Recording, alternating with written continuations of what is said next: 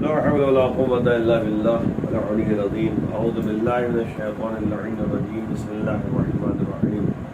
الحمد لله والصلاة والسلام رب اشرح لي صدري ويسر لي أمري واحلل عقدة من لساني يفقهوا قولي. أما بعد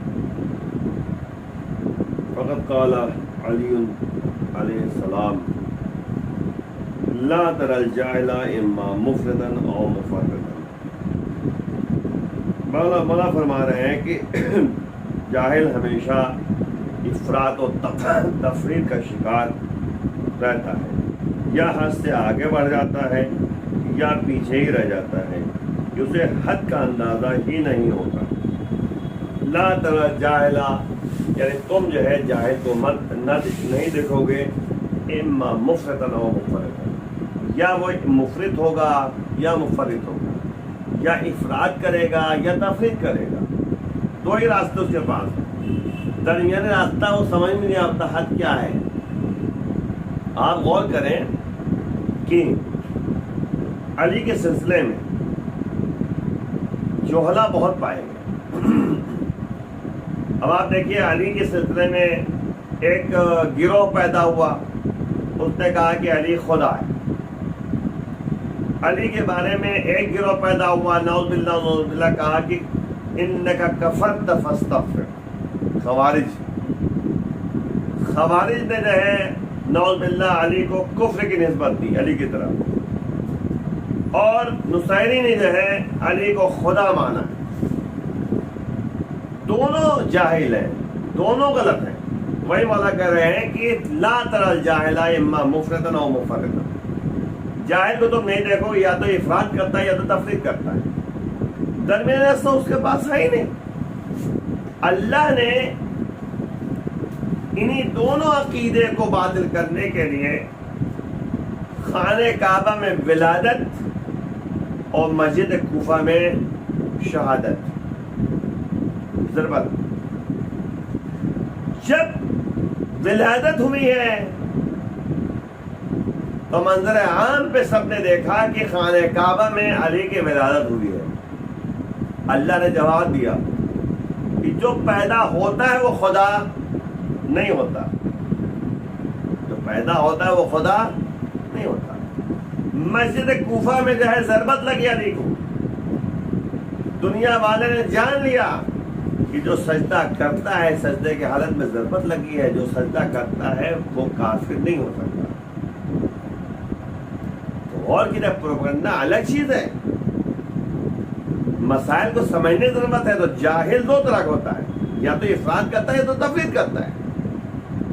درمیانی راستہ اختیار کرنا چاہیے. نہ کہتے کہ علی کو خدا کوئی مانے اور نہ علی کو جو ہے کوئی کافر مانے، بلکہ علی بندہ خدا ہے اور اللہ کی طرف سے امام بن کر آئے ہیں، ولی خدا ہے، وصی رسول ہے، خلیفۃ بلا فصل ہے.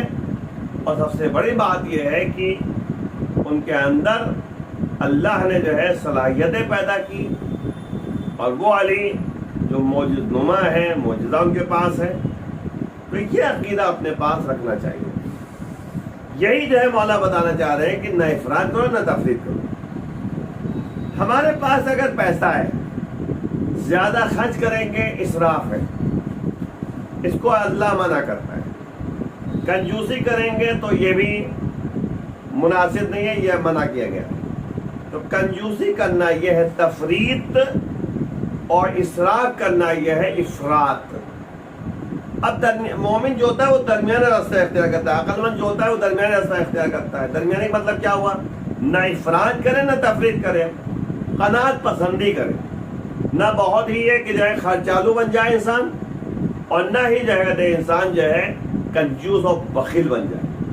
درمیانی راستہ اختیار کرے، نہ بہت زیادہ خرچالو بنے نہ کہتے کہ کنجوسی کرے. اس لیے جو ہے مولا فرما رہے ہیں کہ زیادہ روی تو غلط ہے، کم روی تو غلط ہے. ہر چیز میں اگر آپ دیکھیں درمیانی راستہ کہا گیا ہے. اگر انسان جو ہے خواہشات کا غلط استعمال کرے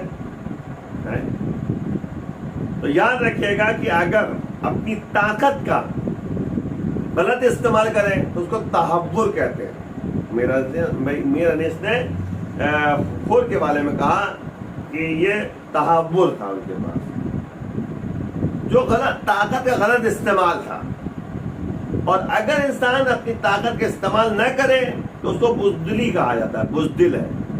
تو بزدلی جو ہے یہ تفریط ہے، اور تحور کیا ہے؟ افراط ہے۔ اب درمیانی راستے کو شجاعت کہا جاتا ہے، شجاعت، بہادری، یعنی انسان جو ہے طاقت کا بر وقت استعمال کرے گا، جیسے مولا کائنات نے طاقت کا بر وقت استعمال کیا، تو یہ شجاعت، یہ بہادری ہے۔ تو یاد رکھیے گا کہ اسی طریقے سے انسان کپڑا پہنتا ہے، ہائی فائی کپڑا نہ پہنے، نہ پھٹا پرانا کپڑا پہنے، درمیان راستہ اختیار کرے۔ ایک دفعہ مولا کائنات سے نبی نے فرمایا، دیکھیں یاد رکھیں معصومین جو گفتگو ہوتی ہے وہ ہم سب کو بتانے کے لیے ہوتی ہے۔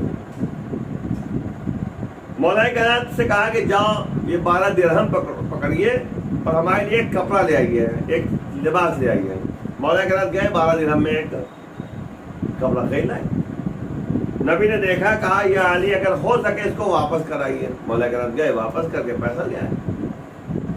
نبی نے کہا یا علی اب ہمارے ساتھ چلیے بازار۔ اب دونوں چلے، جیسے بازار قریب پہنچے دیکھا ایک کنیز ہے، رو رہی بیٹھی پریشان ہے۔ نبی نے پوچھا بات کیا ہے؟ کہا کہ میرے پاس 4 درہم تھے، وہ کھو گئے کہیں پر، اور اگر میں جو ہے ایسے جاؤں گے مالک کے پاس تو مجھے وہ مارے گا، ڈانٹے گا، اس لیے رو رہی ہوں۔ تو نبی نے کہا اچھا یہ 4 درہم تو رکھ دو، رکھ لیا نا۔ مولا نبی کے پاس جو 8 درہم بچے۔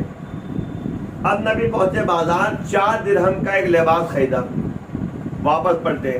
جیسے واپس پلٹے دیکھا کہ کیا ہے، ایک شخص کھڑا ہے کہ میں بے لباس ہوں، لباس نہیں ہمارے پاس، ہمیں کپڑے دے دیجئے، کوئی پہنا دے ہم کو۔ تو نبی نے وہ کپڑا جو خریدا تھا 4 درہم میں کیا کیا، اس مستحق کو دے دیا، ہے نا، حقدار کو دے دیا۔ اب پھر گئے نبی اور جا کر 4 درہم کا کیا کیا، تو 4 درہم بچے نا، اس کا ایک لباس خریدا اپنے لیے۔ پلٹے، جب واپس پلٹے یعنی بازار سے نکلنے لگے گھر کی طرف، تو دیکھا پھر وہ کنیز مل گئی، رونے لگی۔ تو نبی نے پوچھا کہ بتاؤ، یہ کنیز سے پوچھا کہ آپ کیا رو رہے ہو، تمہیں 4 درہم مل گئے؟ کہاں مل تو گئے، لیکن اب جو ہے دیر ہو گئی اتنی کہ اگر میں جو ہے گھر جاؤں گی تو مجھے جو ہے مالک مارے گا۔ نبی نے کہا تو صحیح کہ میں تمہیں گھر تک پہنچا دیتا ہوں، میں کہہ دیتا ہوں مالک سے تمہیں مارے نا۔ اب کنیز کو ساتھ لے کر جو ہے نبی پہنچے اس کے گھر۔ اب نبی جو ہے سلام کر رہے ہیں، السلام علیکم یا یعنی اہل البیت، اے گھر والے جو ہے تم پر سلام ہو، ہے نا۔ جب کہا سلام ہو گھر والے، تو سلام کیا تو کوئی جواب نہیں ملا، دوسری مرتبہ سلام کیا نہیں جواب ملا، تیسری مرتبہ سلام کیا جواب ملا، اور تیزی سے جو ہے وہ آیا قدموں پر گر گیا، یا نبی اللہ معاف کیجیے گا، آپ بلا لیتے ہیں میں خود آ جاتا، آخر معاملہ کیا ہے، کیوں آپ نے زحمت کی؟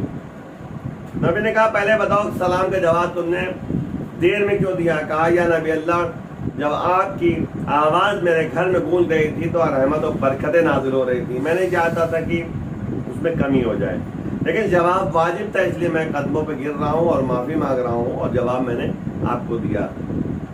نبی نے کہا کہ دیکھو یہ کنیز ہے، تمہاری کنیز ہے، یہ رو رہی تھی اور پریشان تھی، دیر ہو گئی، اس کو مارنا نہیں، پریشان نہ کرنا۔ تو اس شخص نے کہا یا نبی اللہ آپ کے قدم مبارک ہمارے گھر تک آ گئے، میں جو ہے آپ کے آنے کی بنیاد پر اس کنیز کو میں آزاد کرتا ہوں۔